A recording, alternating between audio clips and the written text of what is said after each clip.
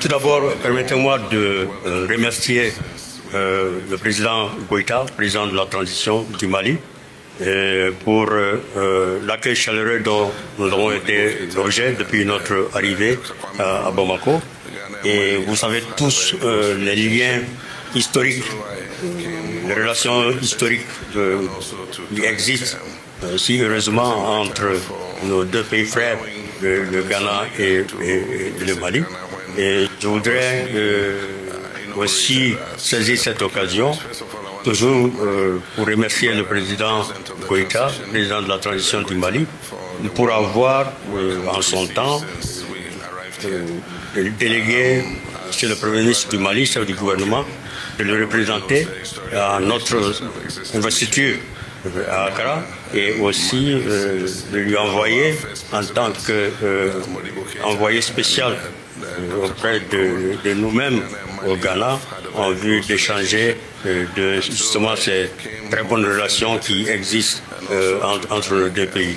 Et ceci a été positivement ressenti par les populations ghanéennes, par le peuple ghanéen. Et justement, je choisis donc ce moment précis pour vraiment vous le remercier vivement donc de ce geste qu'il a fait en l'égard donc du Ghana. Donc au-delà de ces remerciements, justement, ça a été pour nous, le président Goïta et moi-même, une opportunité donc de revisiter ces liens donc commerciaux qui existent déjà depuis de très longues dates entre les deux pays. Et comme vous le savez, il existe une forte communauté de Maliens au Ghana, de Maliens qui ont la double nationalité, qui sont aujourd'hui citoyens ghanéens, mais qui participent non seulement à la vie économique du Ghana, mais aussi à la vie économique du Mali. Donc, c'était une opportunité pour nous d'échanger sur ces liens donc de commerce et d'économie qui existent entre les deux pays. Comme vous le savez, il y a eu toujours des mouvements de population et des biens entre nos pays. Et donc, c'est une opportunité qui nous a été donnée justement de renforcer ces échanges commerciaux donc qui datent de très longtemps, qui existent entre les deux pays. Vous savez également qu'il existe le corridor sud, c'est-à-dire pour le transport donc des marchandises et des biens donc entre le Mali et le Ghana. Et ce corridor-là permet justement au Mali, aux opérateurs économiques maliens, d'utiliser les ports, les installations portuaires du Ghana et aussi permettre aux opérateurs économiques ghanéens d'envoyer des produits vers le Mali en prenant ce corridor-là jusqu'au Ghana. Donc nous avons échangé sur cela également afin de voir dans quelle mesure nous pouvons donc faciliter donc le transit donc de marchandises et de biens entre nos deux pays à travers donc ce corridor. Et comme vous pouvez vous y attendre également, nous avons évidemment discuté donc de nos relations de deux pays en termes de coopération en matière de défense et de sécurité afin de mener, de poursuivre la lutte contre le terrorisme.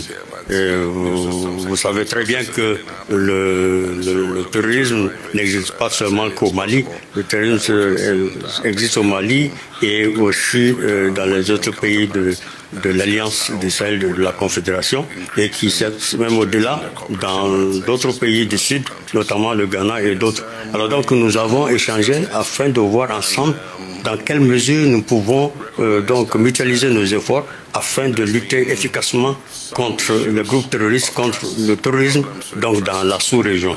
Nous avons aussi parlé de la grande commission mixte de coopération qui existe entre le Ghana et le Mali.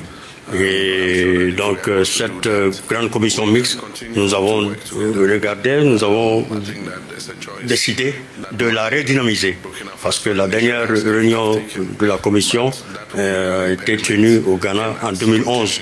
Donc il s'agira maintenant pour nous de voir les voies et moyens, comment redynamiser la grande commission mixte et prochainement lors de sa tenue donc ici au Mali. Naturellement, nous avons discuté donc de ces liens, de ces relations qui peuvent exister entre donc, la Confédération de l'Alliance des États du Sahel et la CEDEAO, prise en tant que regroupement dans la sous-région. Nous avons compris qu'il y a eu donc une sorte de manque de confiance entre les leaders donc de différents regroupements donc de la CEDEAO, de la Confédération de l'Alliance des États du Sahel. Mais je pense que ce manque de confiance doit donc être corrigé et afin qu'il puisse y avoir le respect mutuel entre donc le leadership donc de chacun de ces regroupements au niveau de la sous-région. Donc nous allons pouvoir travailler afin que puisse exister des relations donc dignes de son nom entre l'AES, la Confédération donc des États du Sahel qui existe, qui est irrévocable, et aussi la CEDEAO.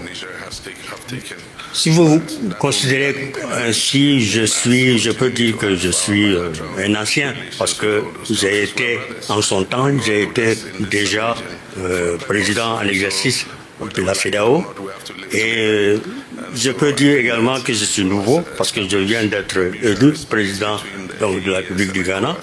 Et je pense que, comme toujours, nous sommes entre nous, nous sommes frères, nous sommes tenus à vivre ensemble.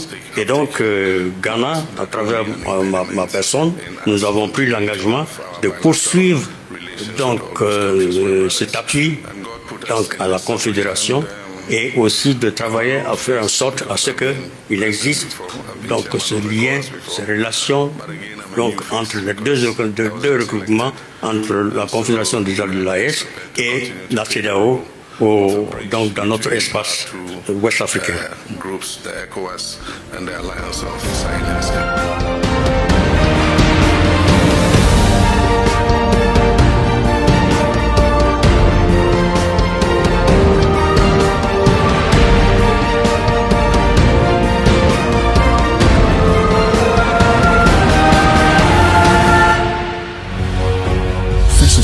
Une autre facette de l'information au Burkina Faso.